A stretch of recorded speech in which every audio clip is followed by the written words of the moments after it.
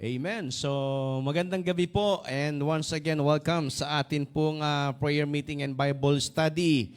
And purihin ng Panginoon sapagkat tayo po ay niloob na naman ng Diyos na muling magkakasama sa Kanyang gawain. At natutuwa po tayo sa Panginoon kasi kasama natin sila Brother Mark. Ayan, nandito rin at maging si Brother Leo. Nagulat ako kanina, nandito siya kanina sa labas. Sabi ko, parang kilala ko yun yung nakatayong mama na yun. Ano? So alam ko nasa trabaho po ito at minsan blessing din yung masama ang panahon. Ano? So yung iba hindi nakakapasok, hindi nakapagtatrabaho at nakakasama sa gawain. And of course, yung mga bisita po natin. Bisita ni Preacher Alvin, tama? Purihin ng Panginoon. Second time nila sa church. Ano po? So kaya nakakatuwa at nandito po sila. And again, sa mga kapatid po natin na kasama po natin sa online, magandang gabi rin po sa inyo. At si Ate Sara, welcome back. Parang bumata si Ate Sara, ano? Mukhang hindi yata probinsya pinuntahan nito. Mukhang salon ang pinagbakasyonan nito.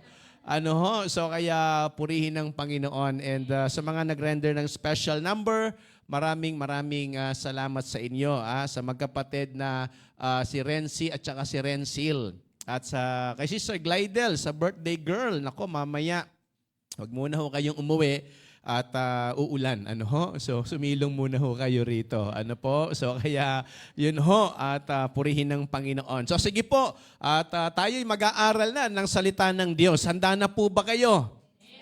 Ano ho? So purihin ng Panginoon sapagkat tayo po muli na namang mabubusog ng salita ng Diyos. Tayo pong lahat ay magsitayo at atin pong buksan ang ating mga Bible in 1 Peter chapter 4.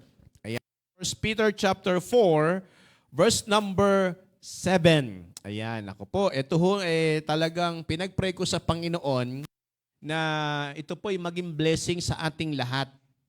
Ano ho? At alam ko po na posible na tayo maan na sa ganitong sitwasyon or posible din na hindi naman.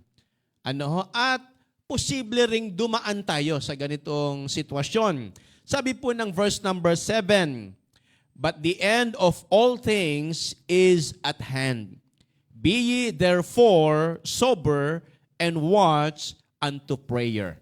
So kayo naman po ang hilingan kong bumasa nitong verse number 7. Basahin po ninyo ng malakas ito pong talatang ito. Ano po? Sabay-sabay po kayo. English lamang po. Alright? So verse number 7, begin.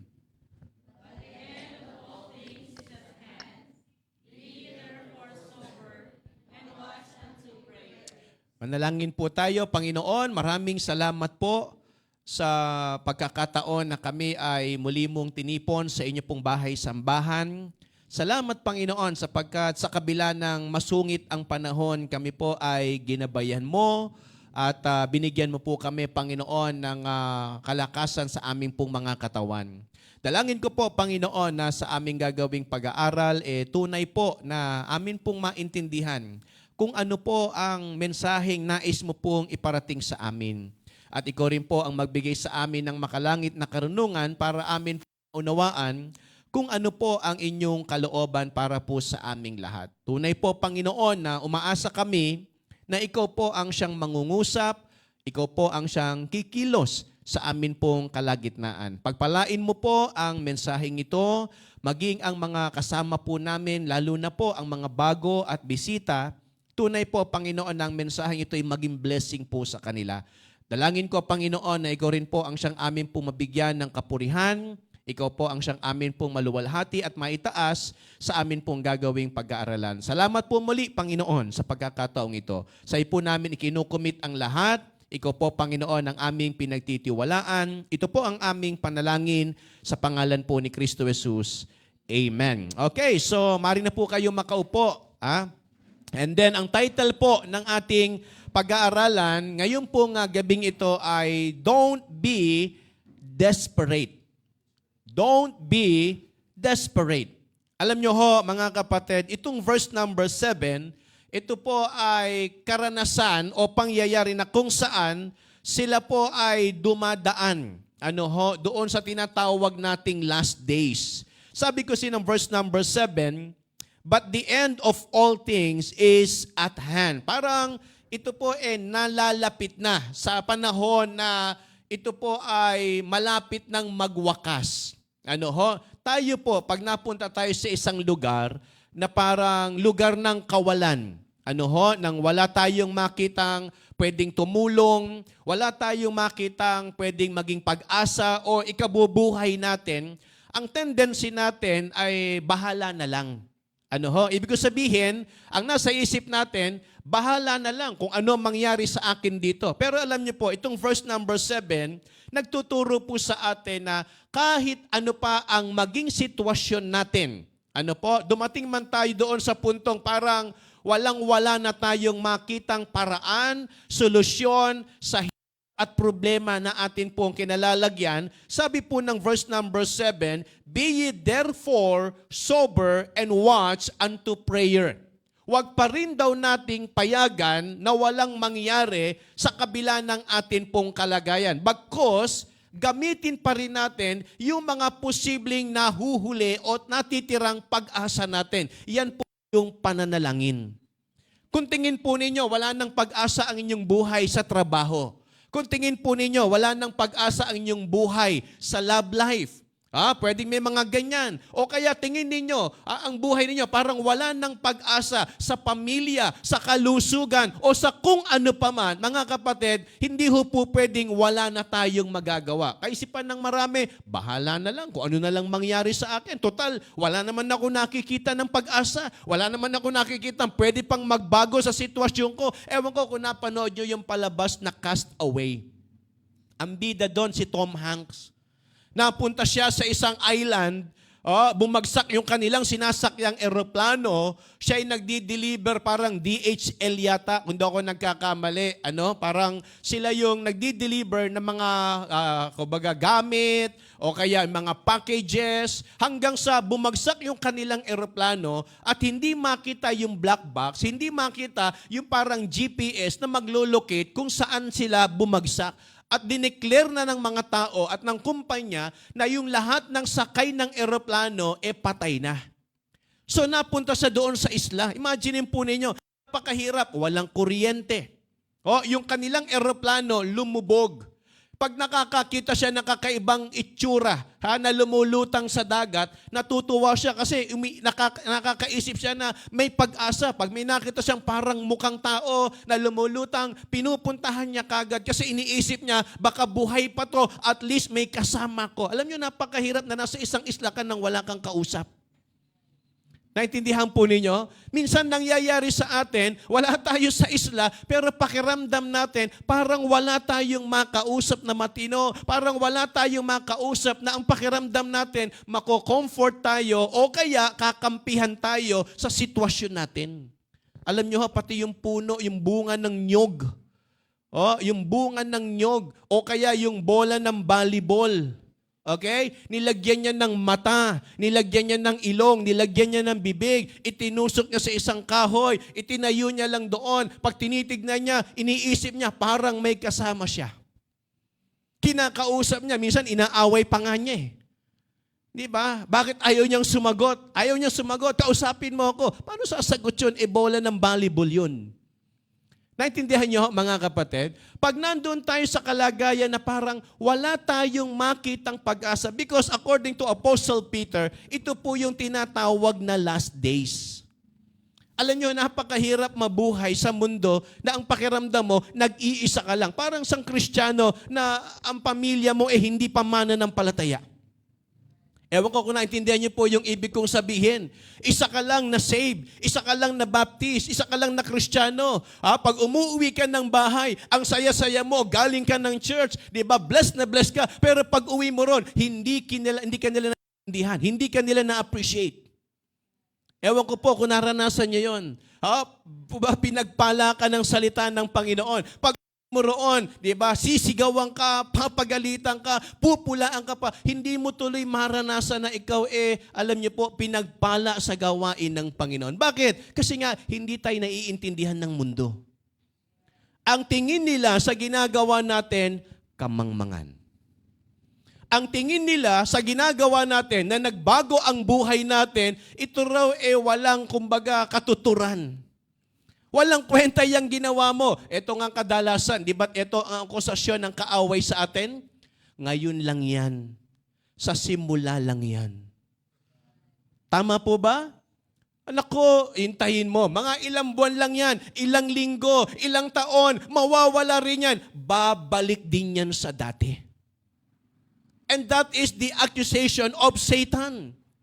Kaya lang yan naman nag-e-enjoy ngayon kasi pinagpapala mo. Kaya lang naman sumasamba yan kasi hindi nagkakasakit. Kaya lang naman sumusunod yan kasi walang problema. Subukan mo na tanggalin lahat ng magaganda sa buhay niya. Tignan ko kung ikaw paglingkuran pa rin yan.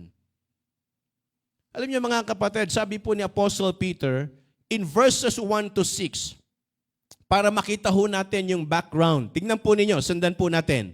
Sabi ng verse number 1, for as much then as Christ had suffered for us in the flesh, arm yourself. Take note, ito po reminder. Kung ang Panginoon, nung siya po'y pumarito sa lupa, hindi po sinamba, hindi pinaglingkuran. Bagkus ang sabi ng Bible, pinahirapan. Okay? Anong sabi niya sa mga mananampalataya ngayon? Arm yourself. Kumbaga, kapit ng mahigpit. Tama po ba? Hello po. Patatagin natin ang pananampalataya natin. Kasi hindi imposible na ikaw na sumusunod sa Panginoon, igaya sa ginawa sa ating Panginoong Jesucristo. Well, sabi ng verse number 1, arm yourselves likewise with the same mind. For he had suffered in the flesh, had ceased from sin. Verse number 2, that he no longer should live the rest of his time in the flesh to the lust of men, but the will of God. For the time past of our life may suffice us to have wrought the will of the Gentiles, when we walked in lasciviousness, lusts, excess of wine, revellings, banquetings, and abominable idolatries, wherein they think it strange that ye run not with them to the same excess of riot, speaking evil of you, who shall give account unto him that is ready to judge the quick and the dead. For this cause was the gospel preached also to them that are dead, that they might be judged according to men in the flesh, but live according to the God in the Spirit. Kaya ito ho yung last days na pinagdadaanan natin, mga kapatid. Ito na po tayo ngayon. So therefore, be serious in your prayers. Kung wala kayong makitang tulong sa iba, kung wala kayong makitang agapay sa iba, at ang tingin ninyo, wala na kayong maaasahan sa mundo, huwag tayong bumitaw sa pananalangin. Para kay Apostle Peter, huwag natin na light prayer. May magagawa ang pananalangin. Amen? Kaya nga, huwag tayong parang maging desperate. Total, ang tingin ng pamilya ko sa akin, para lang ako naglalaro sa church. Total, tingin ng barkada ko, parang kunwari lang ito. Sige na nga, papayag na lang ako, babalik na lang ako sa dati. Don't be desperate. Kung alam mong nasa katotohanan ka, then tayuan mo yan. Amen? Kung alam mong nasa Bible yan, ipaglaban mo yan. Tingnan nyo si Tom Hanks, yung sa Castaway, di siya sumuko. Halos mabaliw na siya. Puno, kinakausap niya. Isda, kinakausap niya. Bato, kinakausap niya. Yung bola ng volleyball, kinakausap niya. Pero dumating yung time na siya po ay nakatawid. Nakapunta siya sa gitna ng dagat, gamit niya kung ano yung meron sa paligid. Hello po. Nag-assemble siya ng mga kahoy, itinali niya, gumawa siya, hindi siya sumuko kasi ang paniniwala niya, mabubuhay siya. Hello po mga kapatid, mas malaki ang chance ng Kristiyanong mabuhay pa rin despite ng nakikita nating kaguluhan sa paligid natin. Sabi ho ng Bible, balikan natin, verse number 3, for the time past of our life may suffice us to have wrought the will of the Gentiles. You know, sabi po rito, when we walk in lasciviousness, lust, excess of wine, revellings, banquetings, and abominable idolatries, lahat ng yan, name it, meron sa mundo. Tama po. Kaya wag ho tayong maging desperate na isuko yung ating kalagayan sa harapan ng Panginoon. Kaya nga kung titignan natin, sabi niya rito, therefore, in your prayers, be serious. Seryosohin natin. And we must give ourselves to serious prayer as we see the weight of eternity rushing toward us. We dare not take the need for prayer lightly. Alam nyo ho, pahalagahan natin ang prayer meeting. Pahalagahan natin ang pananalangin. Pahalagahan natin ang pakikipag-usap sa Panginoon.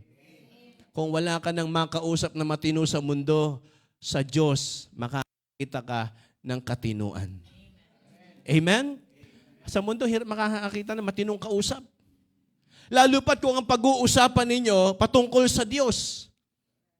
Sabi ko nga kanina, ako po, naranasan ko nun, pagkagaling ko ng church, uuwi ako ng bahay, tuwan-tuwa ako. Sa church kasi, pakiramdam ko, special ako. Ewan ko po kung naranasan nyo yan. Sa church, pag pumupunta ako, welcome, Brother Robert. Upo ka rito. Parang sa simbahan, inaasikaso ka. Pagdating sa bahay, bilhin mo nga ako ng sigarilyo. Bilhin mo nga ako ng bilhin mo nga ako ng katol. Di ba sa bahay, para kang utusan. Pero pagdating sa church, paka-special mo. Tama po ba? Hello po. Pag uwi mo ng bahay, parang yun nasa isip mo, gusto kong ikwento yung napakinggan kong preaching, pero may nagmumurahan, may nag-aaway, magulo yung pag-uusap, hindi mo masabi yung mga bagay na ginawa sa iyo ng Panginoon. Wala tayong makausap kung minsan. Tama po?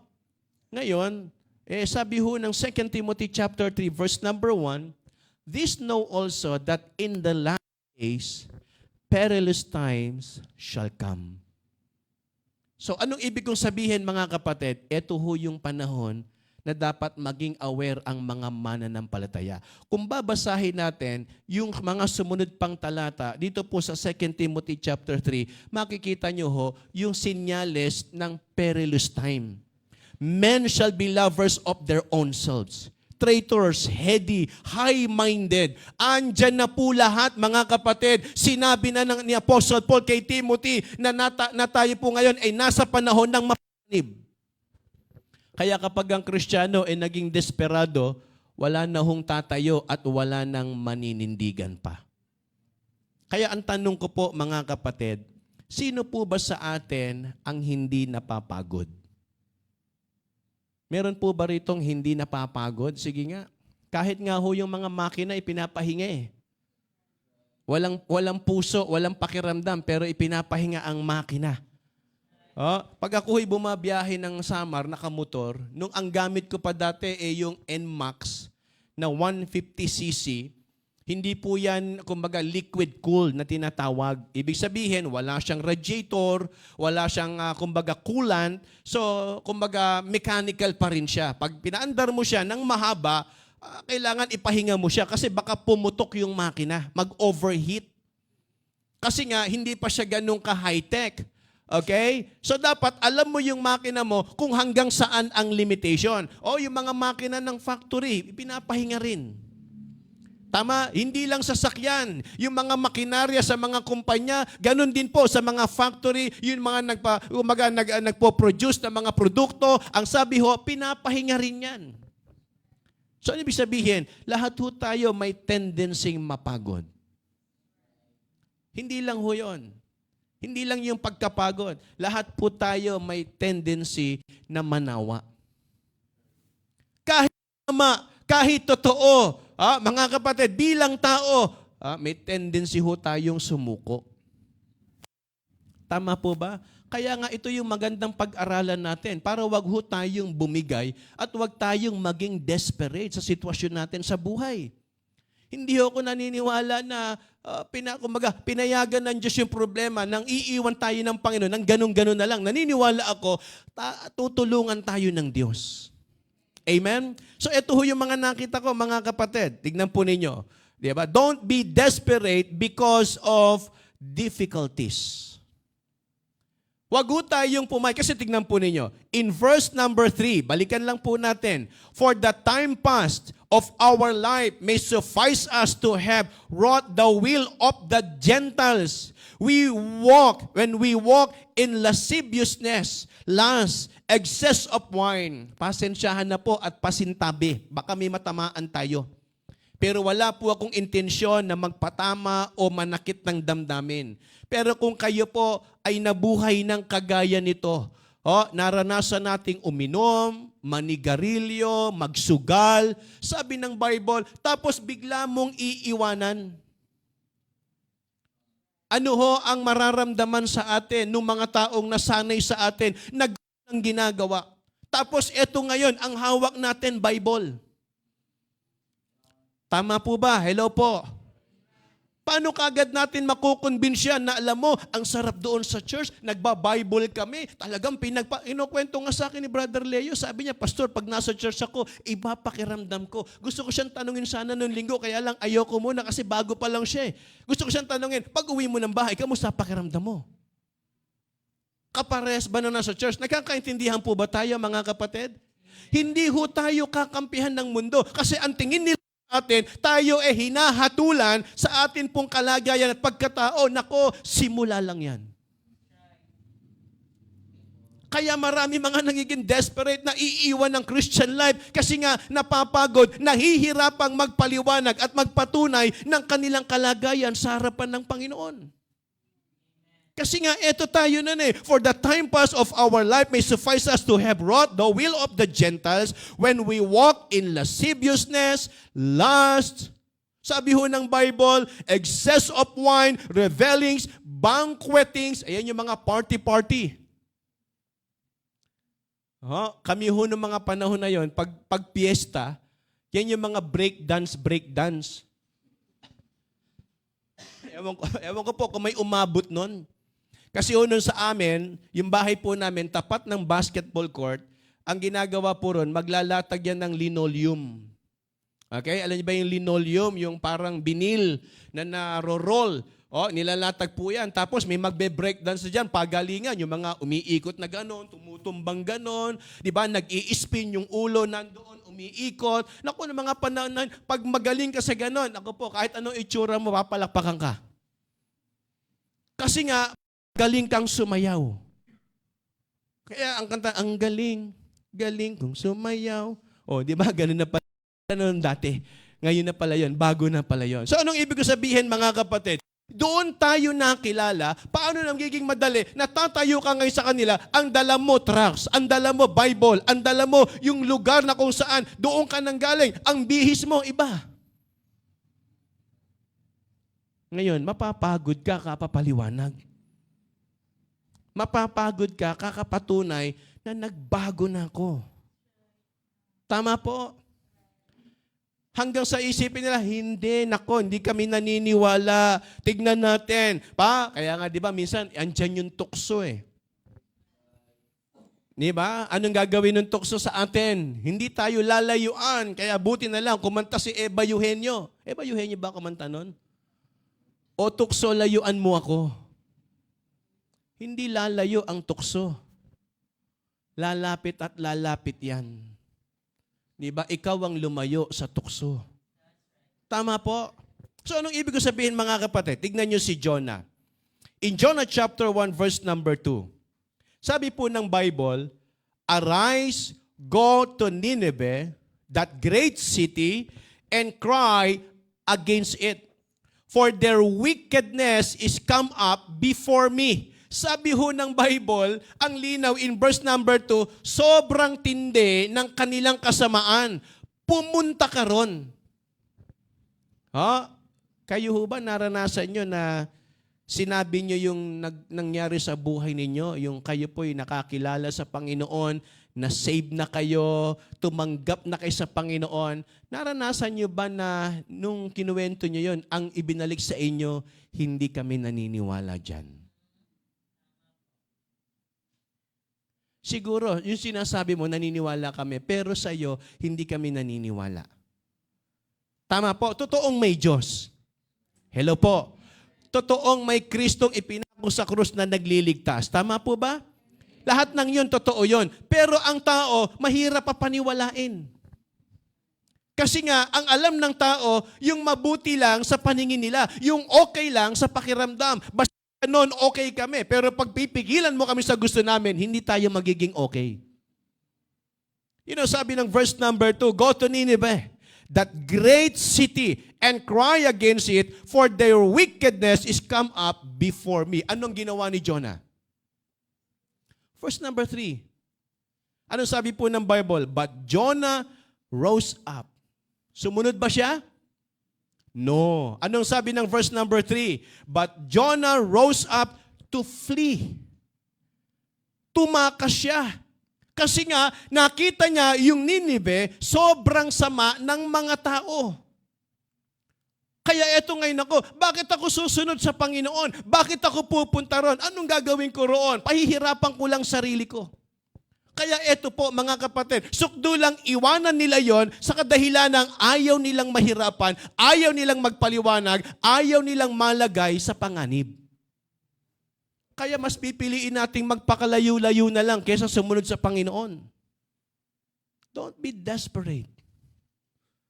Naniniwala ba kayo na lahat ng utos ng Panginoon ay mayroong biyaya para magawa natin?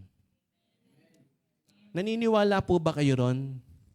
Na lahat ng utos ng Diyos ay mayroong pangako na hindi niya tayo pababayaan.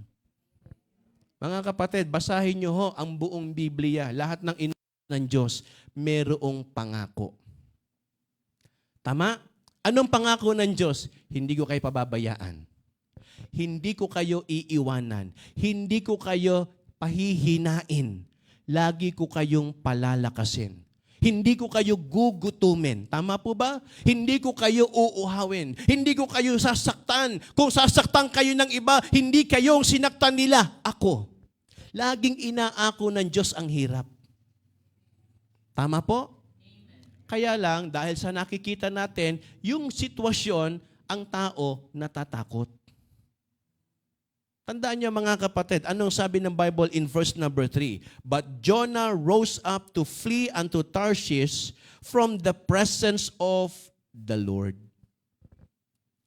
Dahil natakot na tayo, kaya nga sabi ko, sa mga bagong Kristiyano natin at kahit sa mga matagal, kapag napapagod na kayo doon sa kakapaliwanag sa mga taong hindi naniniwala sa atin, hindi naniniwala sa ginawa ng Panginoon sa buhay ninyo, wag ho kayong magpasyang lumayo. Dahil sa kanila, titigil kayo. Dahil sa akusasyon nila, aayaw kayo sa tama. That is a desperate move. Papayag kayo maging mali ulit, nasa tama na nga kayo. Dahil lang sa mga sinasabi nila, titigil tayo. Abay mga kapatid, sabi ho ng Bible, pagharap sa Panginoon, hindi ho silang mananagot sa pinagpasya natin. Tayo. Tayo ang accountable kung saan tayo pumunta. Tayo ang accountable kung sino ang pinili natin. Tayo ang accountable kung anong klase ng buhay ang ginugusto natin. Huwag ho nating isisi sa iba yung nangyayari sa atin. Tayo to.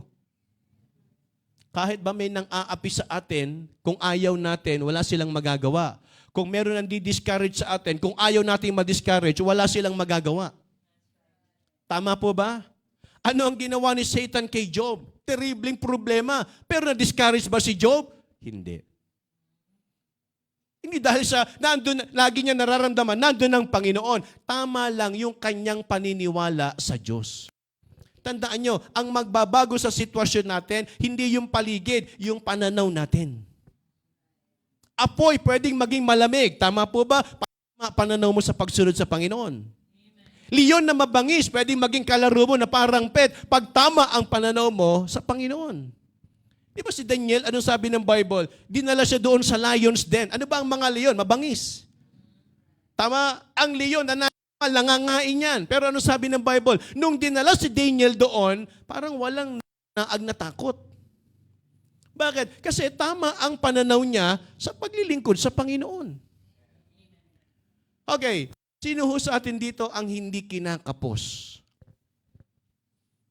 Sino ho sa atin dito ang walang pangangailangan financially? Sino ho sa atin dito ang hindi ho nagkakasakit? Sino ho sa atin dito ang hindi nangangamba ng kanyang future, ng kanyang family, ng kanyang kinabukasan? Sino ho sa atin ang walang ganong problema? Definitely lahat tayo may iniisip. Tama po? Nag-aalala tayo sa bukas natin. Nag-aalala tayo sa kalusugan natin. Nag-aalala tayo sa pamilya natin. Nag-aalala tayo sa future ng atin pong mga buhay. But you know, sabi ng Bible, be at peace. Because God is in control. Amen? So, yung nag-utos kay Jonah, ang Diyos. Pero ang nakita niya, yung great city na puno ng wickedness. Anong ginawa niya? Sabi ng Bible, but Jonah rose up to flee unto Tarsis and to go with them unto Tarsis from the presence. Lumalayo siya. Tandaan nyo, huwag nating layuan ang Diyos. Layuan ng lahat, huwag lang siya. Tandaan niyo po yan, mga kapatid. Kung meron tayong iiwasan, iwasan na natin ng lahat, huwag lang ang Diyos. Dahil kung titignan ho natin sa pangako ng Panginoon, siya nga ang hindi nang iiwan sa atin eh. Tama? Kahit sabihin mo pa yung pinakamatalik mong kaibigan, pinakamalapit mong kamag-anak, pinakamahal mo sa buhay, iiwan at iiwan tayo niyan. Whether you like it or not, sabihin nyo na ang pinaka-close nyong tao sa buhay ninyo, mawawala at mawawala yan sa piling nyo. Pero ang Diyos mananatili magpakailanman. Amen? Kahit gaano pang kapit nyo dyan, wala tayong magagawa. Di ba? Kakantahan lang kayong let it go. Mga kapatid, isipin natin ito. Saan tumakas si Jonah? Ang tinakasan niya, kalooban ng Diyos. And that is a desperate move. Hindi ho tama na lumayo tayo sa kalooban ng Diyos dahil lang sa kahirapan. Hindi ho tama na iwan natin ang kalooban ng Panginoon dahil sa takot natin, sa mga nakikita natin, sa mga paligid natin at sitwasyon natin. Mga kapatid, huwag ho tayong tumulad kay Jonah. Amen? That's number 1. Then number 2, don't be desperate because of being disassociated. You know, sabi ho ng Bible, ang welcome sa mundo, kasalanan. Ang welcome sa mundo, kalayawan. Tama po ba? Hindi ho tayo pwedeng maging kagaya ng sanlibutan. Tignan po ninyo. Sabi ng Romans chapter 12 verse number 2. Nagkabaliktad yung aking passage muna. Romans 12 verse number 2. Kung maa-adjust ninyo yung atin pong nasa media. Sabi ng verse number 2, and be not conformed to this world. Listen carefully. Sabi ng Bible, be ye transformed by the renewing of your mind. It's very clear, according to Apostle Paul, be not means don't. Tama? Pinipigilan tayo na wag. Bagkus, ang sabi niya rito, yung wag, eto naman yung gawin nyo. Pinigilan tayo sa isang mali, gawin nyo naman yung tama. Hello po, nakakaintindihan pa po ba tayo? Sabi ng verse number 2, and be not conformed to this world, but be ye. Yung kanina, do not. But this time, yung karugtong, sabi niya, be ye.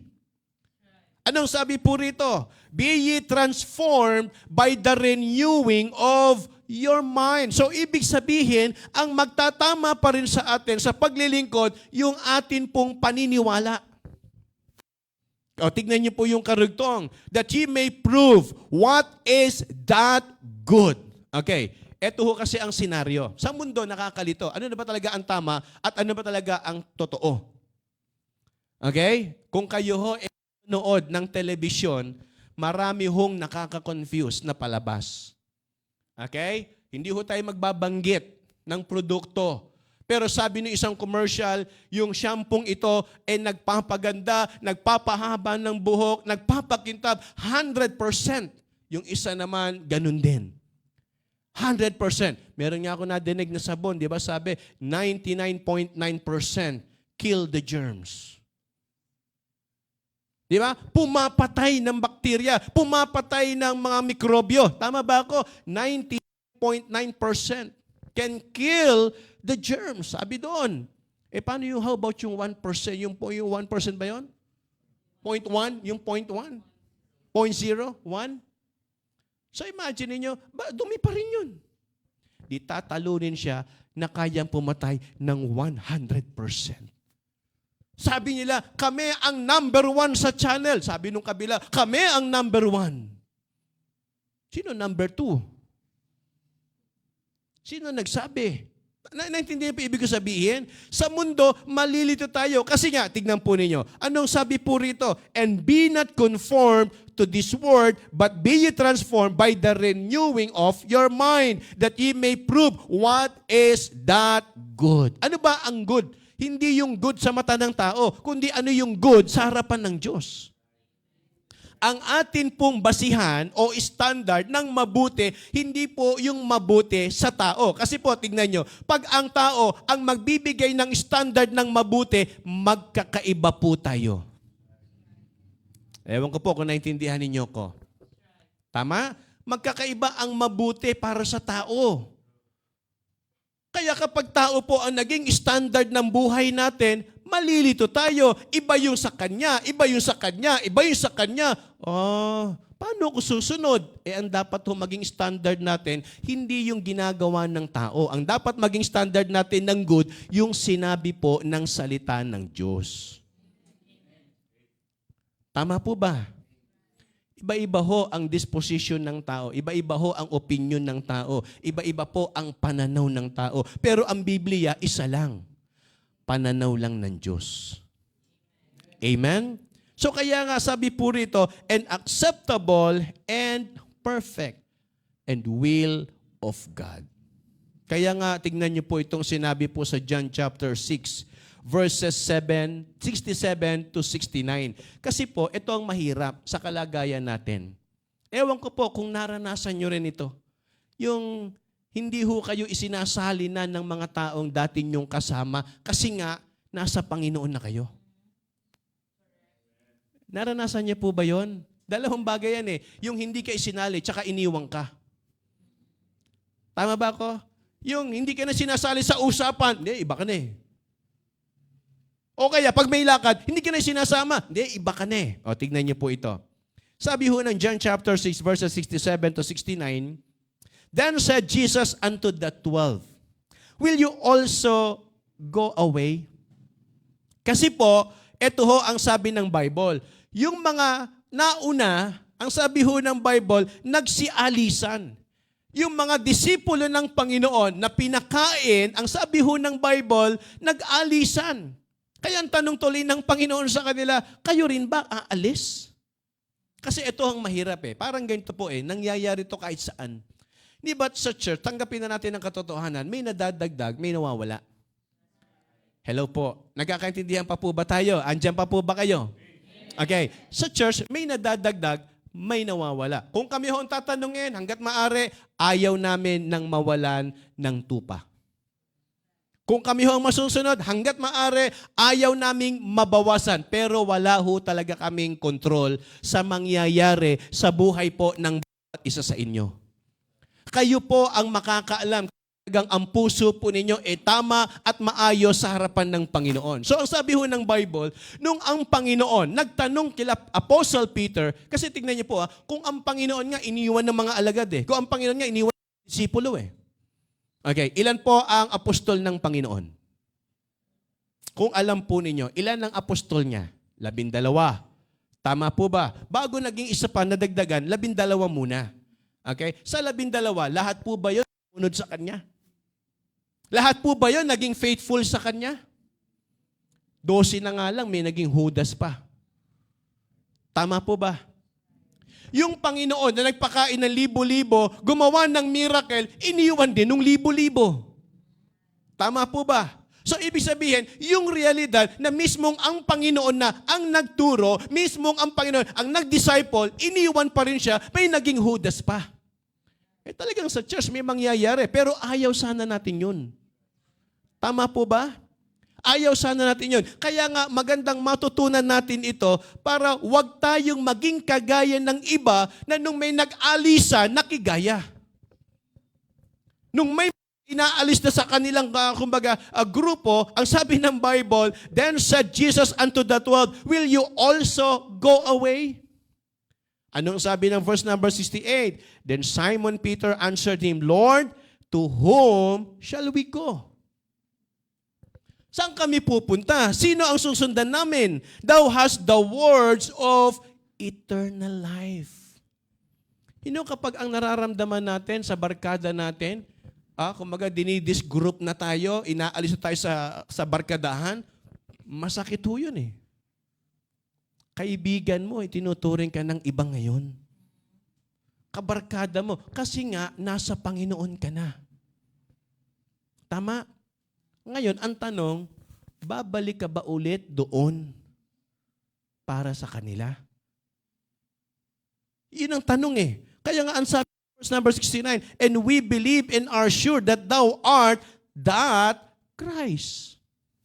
Wala ang pwedeng puntahan kundi ikaw lang, Panginoon. Wala kaming ibang pwedeng samahan. Iniwan na kami ng iba. Kaya kami sa iyo kami sasama. Tandaan nyo, kahit sinong kaibiganin natin sa mundo, kahit sino ang kapitan natin sa mundo, hindi ho tayo lahat magugustuhan. Tandaan niyo po yan. Kaya ang hirap nito sa mundo, hindi ho tayo welcome. Ang gusto ng mundo, yung kalayawan. Okay. Kung titignan natin, anong sabi ng Bible? Love not the world, neither the things that are in the world. The lust of the flesh, the lust of eyes, and the pride of life. Alam niyo kung bakit? Kasi wala doon ang pag-ibig ng Diyos. Kaya kung meron mang nagagalit sa atin sa labas, na hindi naman natin kagaya na tumanggap sa Panginoon, maintindihan ninyo na hindi talaga nila tayo i-welcome. Pero wag nating iwan yung ating natutunan niwala. Wag nating iwan yung ibinigay sa ating kaligtasan at pagkalaya sa pagkaalipin sa kasalanan. Don't be desperate.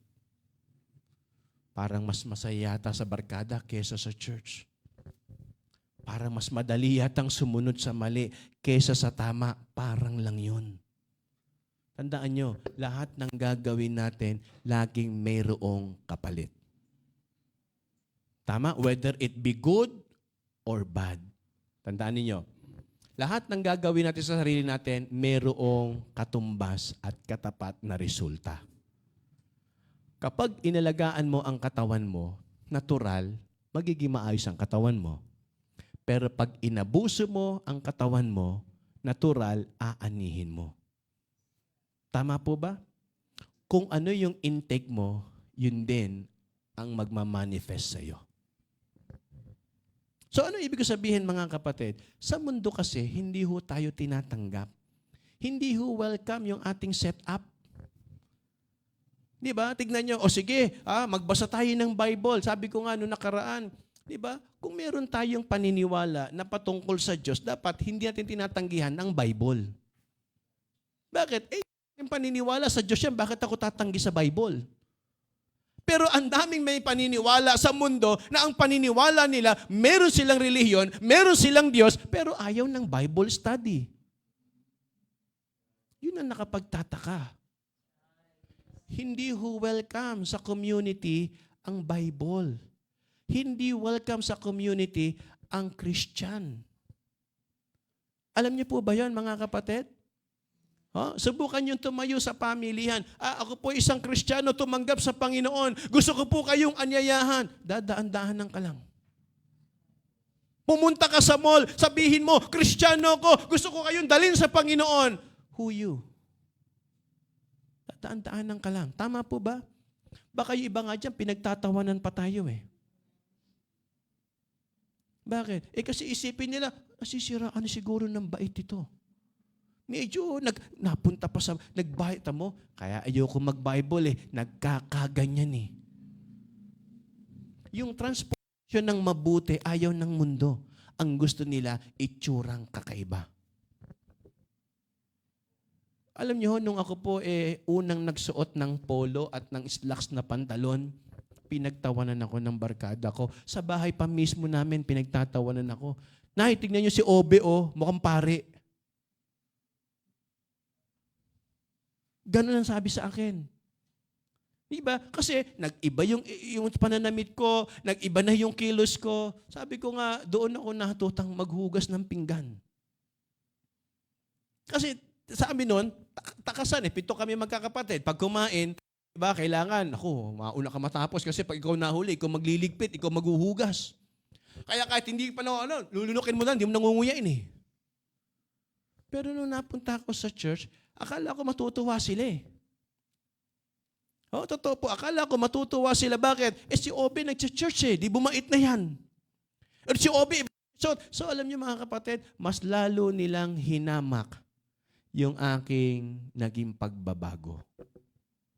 Hindi totoo yan. Kunwari lang yan. Kasi nga kilala nila tayo na galing tayo sa masama. Ngayon, pag iniwan mo ngayon yung kagaya ginagawa ninyo, i-disassociate ka nila ngayon. Hindi na natin yan pwedeng isama sa ganito. Kasi, baka parusahan tayo ng Diyos. Pastor na yan. Umatin lang ng Baptist, pastor na kagad. Minsan lang ako nagpolo, pastor na kagad. Tapos, pabalik-balik pa ako ng church. Anong sabi sa akin? Baka lumagpas ka sa langit, Obe. Kasi lagi ka na nag-church. Tama? Ano yun? Ibig sabihin nun? Pinupuri ba tayo? Hindi. Kinukutya tayo nun. Binubuli tayo nun. At pag may mga lakad na dati niyong ginagawa, kasi po, sa bahay namin, sabi ko nga, yung bahay po namin, up and down yun, yung baba, yung silong, tawag sa amin ng silong, yun sugalan. Nabubuhay kami at kumakain kami sa tong. Alam niyo ba yung tong, yung kada di ba? May baso po roon sa gilid ng lamesa na yon. Kada laro, piso, 5, 2, depende kung magkano inuhulog na tong. Tong ang tawag eh. Kami lang po, mga nakatayo lang kami, iikot lang kami, kuha ng baso, salin, ipon. Tapos, isindi mo nga kami ng sigarilyo. Tuwan-tuwa kami noon. Pag sinindi namin, bumili kami ng sigarilyo sa tindahan, pagdating, kalahati na lang. Kasi baka mamatay eh. Isipin nyo, ganun noon. So tapos, pumunta ako sa school namin, dahil na-save ako, punta ako ng school namin, pinuntahan ko yung teacher namin na advisor namin, minura ko mula ulo hanggang paa. Sabi niya, Victoriana, pag Bible ka, masunog ka yan, dinala mo pa yan dito. Ayaw maniwala nung advisor namin. Punta ako sa principal. Lalo kaming minura, sabi niya. Kasi nga, mahihirapan tayong makiayon kapag nasa katotohanan na tayo. Tandaan ninyo mga kapatid, hindi magkakasama ang light at darkness. Ayaw nila ang isa't isa. Tama? Hello po. Anong sabi ng Bible? Men shall be lovers of themselves. Ang gusto niyan, sarili niya. And men loveth darkness rather than light. Tama po. Saan ba tayo mag-e-enjoy? Sa kasalanan, sa mali. Kaya, ano gagawin ng mundo sa atin? Hindi natin yan kasama. Tandaan niyo mga kapatid, sabi ng Panginoon sa kanila, will you also go away? Kapag nakikita nyo na may mga humihinto, pag may nakikita kayo na nag-e-enjoy sa mundo, sino pipiliin ninyo? Panginoon o yung ginagawa sa sanlibutan? Kapag marami kang problema, pag marami kang pagsubok, iisipin mo, mas masaya ron. Pero hindi mo alam, may aanihin kang masama pag lumayo ka sa kalooban ng Diyos. Kaya yun ho yung nakita natin. And last but not the least, don't be desperate because of discouragement. Kahit ayaw tayo ng iba, gusto tayo ng Panginoon. Amen? Ayaw ka ng barkada mo, saan ka ba dadalhin yan? Hello? Ayaw ka ng mga tao, mga nakapaligid sa'yo, na gusto mo sana silang kasama, saan ka ba dadalhin yan? Tama po? Sabi ko nga, kahit ilang beses pa tayong makisama sa kanila, pag nagka-problema ka, mag-isa ka na lang.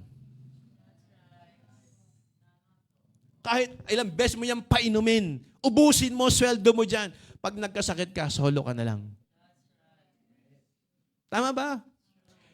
Pwede ba kayo nakita, uy, usap-usap tayo. Ban muna tayo, wag munang uminom kasi may sakit yung kabarkada natin. Lahat ng iinumin natin, wag muna natin gawin. Bigay muna sa kanya, itulong natin. Pero bang ganun? O tuloy pa rin inuman, hindi ka nakasali. O tuloy pa rin ang sugal, hindi ka nakasali. Ewan ko po, kaya niyo ako mga kapatid, hindi ka nila pagsasakripisyuhan. Ang gusto lang nila, kasama ka nila sa kasiyahan. Pero pag may problema ka na, solo ka na lang. Huwag mo na kami damay dyan. May problema ka na, isasama mo pa kami. Pero nag-e-enjoy at pinakikinabangan ka, gusto ka nila. Huwag mong talikuran ng Panginoon. Dahil ang Panginoon lang ang sasama sa atin. Kahit kailan. Amen? Kaya kung i-disassociate ka ng iba, okay lang. May Panginoon naman ako eh. Tama, hindi na ako mag-isa sa buhay. Hindi niyo ako kampihan, hindi niyo ako maintindihan. May Panginoon na nagmamahal sa akin. May Panginoon na nakakaintindi sa akin. May Panginoon na nangakong hindi ako iiwanan. Amen? Kaya nga mga kapatid, wag ho tayong, alam niyo, para bang mabuhay na parang nag-iisa, na nasa kawalan. May Panginoon na nagmamahal sa atin. Because of discouragement. Itong si David, yung kwento po nung sila nasakop ng kalaban at kinuha yung kanilang mga mahal sa buhay at kayamanan, sabi ng 1 Samuel chapter 30 verses 1 to 6. Pakinggan po ninyo. Sabi po rito, "And it came to pass when David and his men were come to Ziklag on the third day that the Amalekites had invaded the south. And Ziklag and smitten Ziklag and burned it with fire. And had taken the women captives that were therein. They slew not any." Wala namang pinatay, pero kinuha lahat. "Either great or small, but carried them away and went on their way. So David and his men," kasi tingnan nyo sabi ng verse number 2, kunin ko lang po yung idea, "And had taken the women captives that were therein. They slew not any." Wala silang pinatay kahit isa. Alam nyo kung bakit? Kasi ang pangako ng Panginoon, mababawi mo sila lahat. Okay? Naintindihan nyo ho? Ang pangako ng Panginoon, ibabalik ko sila lahat sa inyo. So, ibig sabihin, hindi talaga nila pwedeng galawin. May Panginoon na nag-iingat doon sa buhay ng mga mahal nila sa buhay. Tama po ba? Kasi pinangakuan sila na ibabalik ko yan. Basta't tumapak ka ulit sa lupain ko. Kasi yung Ziklag, lupain po yan ng kaaway. Pero ganun pa man, sabi ng Bible, walang pinatay itong mga kalaban. Sabi ho ng verse number 2. "So David and his men came to the city, and behold, it was burned with fire, and their wives and their sons and their daughters were taken captives. Then David and the people that were with him lifted up their voice and wept, and until they had no more power to weep." Alam ba sa Tagalog yun? Natuyo na ang luha. Yung nawalan na ng boses, kaiiyak, tuyo na ang mata, wala nang luhang lumalabas. Ang sabi ng Bible, ganon ang naranasan nung mga tao. Kaya nawala yung kanilang mahal sa buhay at ari-arian. Verse number 5, "And David's 2 wives were taken captives, Ahinoam the Jezreelitess, and Abigail the wife of Nabal the Carmelite. And David was greatly distressed." Naranasan nyo na po bang na-discourage? Yung pakiramdam na parang susuko na kayo, ayaw na. Ayoko na ng ganitong buhay. Ayoko na. Pagod na ako ng kakapaliwanag. Pagod na ako ng nagpapatuloy ako sa ginagawa ko. Ang sabi ng Bible, "And David was greatly distressed, for the people spake of stoning him." Ang nakaka-discourage, yung nakuha yung mga mahal niya sa buhay. Nakaka-discourage dito, yung kakampi niya, naging kalaban niya. Yun ang matinding discouragement. Kasi yung kaaway, normal yun, naawayin tayo ng kaaway. Tama po ba? Meron ba kayong kapitbahay na, kumbaga, best friend nyo? Yun talagang araw-araw na lang, walang ibang ginawa, kundi isa rin kayo. Yung Napakabait nila. Pero bakit ganun kapitbahay? O kaya katrabaho na tuwing talagang magkikita kayo, walang ibang dawa kundi magpakabait ng husto sa inyo. Ang hirap na tatrabaho ka, may katrabaho kang, salamat ka, Kristiyano na, kundi tiniris kita eh. O di ba? Kung pwede lang, Lord, please, isa lang. Kapraso lang. Hindi pwede, tama. May kapitbahay ka, may mga, alam niyo yun, sabi ng Bible, ang pinakamahirap, ang kalaban mo, yung kakampi mo. Kasi ang kalaban niya, sabi ng Bible, and David was greatly distressed, for the people speak of stoning him. Yung kasama niya sa hotel, yun yung nag-usap-usap na, patayin natin tong David. Kaya tayo nito dahil sa kanya yung sinisisi ka. Tama. Dinala mo ko sa church na to. Ngayon, ito, magka-problema kami mag-asawa. Problema namin ng pamilya. Nawala lang. Yung parang ikaw ang sinisi sa nangyari sa problema nila. Hello po. Dinala mo ko sa church. Ayan, pinarurusahan tuloy kami. Tandaan nyo, ang Diyos hindi nagpaparusa ng walang dahilan. Hindi ka parurusahan ng Panginoon kung sumusunod ka sa Kanya. Hello po.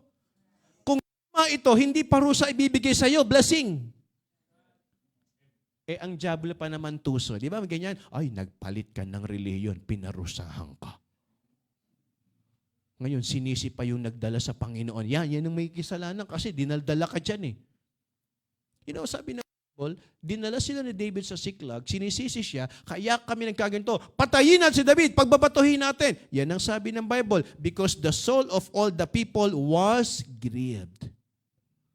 So, na-discourage siya. So pag na-discourage tayo, ano gagawin natin? Bahala na lang. Tama po ba? Hello? Hahakbang na tayo ng bahala na lang. Wag.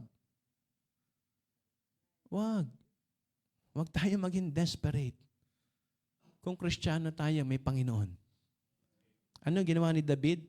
Sabi ng verse number 6, because the soul of all the people was grieved, every man for his sons and for his daughters. But David encouraged himself in the Lord his God. Amen? Anong ginawa niya sa verses 7 and 8? Natawag niya si Abiathar, yung priest. Sabi niya, Pastor Abiathar, tara nga rito. Sabi niya, dalin mo nga sa akin yung iPad. iPad, hindi po iPad. Kasi ito, nandito yung mga preaching sa iPad. Sabi niya, and they to the priest Ahimelech's son, I pray thee, bring me hither the ephod. And Abiathar brought hither the ephod to David. And David inquired at the Lord. Amen? So kaya kapag nadi-discourage tayo, okay, kung meron tayong kaibigan, may kasama sa church, pinagpe-pray tayo, pero ang tama, Panginoon pa rin ang hanapin natin. Kaya sabihin mo sa katabi mo, nandyan ang Panginoon. Come on. Don't be desperate. God is with you. Amen? Inayawan ka ng mundo, nilait ka ng mundo, binaliwala ka ng mundo, wala kang halaga sa kanila, okay lang. May Panginoon ako. And the Lord will fight for me. Amen? Ipaglalaban ako ng Panginoon. Tandaan nyo yan, hindi ako pababayaan ng Diyos. Amen? Pero sabi ng Bible, and David inquired at the Lord, saying, shall I pursue after this troop? Shall I overtake them? And he answered him, pursue. Why? For thou shalt surely overtake them, and without fail, recover all. Amen? Kaya walang pinatay doon. May purpose ang Diyos. Kasi ibabalik yan ng Panginoon sa Kanya lahat. Amen? Kaya matuto lang ho tayo na magtiwala sa Panginoon.